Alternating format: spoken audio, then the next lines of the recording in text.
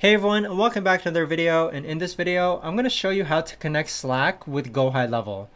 Now this video is going to be particularly useful for individuals who are trying to connect Slack communications with GoHighLevel. How do you actually connect the two together? Now this video is going to be short, sweet, and simple, guys. There's not going to be a lot of steps involved. But what you're first going to do is that you're going to log onto your GoHighLevel account and then click on settings on the bottom left hand corner. Now once you click on settings, you want to scroll down to where it says integrations and then click on integrations, which is located right over here. Now once you're on the integrations tab, you're going to see a bunch of different softwares and apps that you can connect with GoHighLevel. But if I turn off my screen, you'll see that right over here you can connect your Slack channel.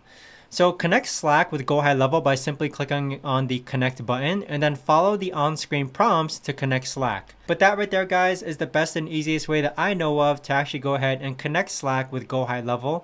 If you guys know of a better or easier way to actually do this, let me know in the comments down below. I would love to know. Thanks so much for watching, everyone, and I'll see you guys all in the next video.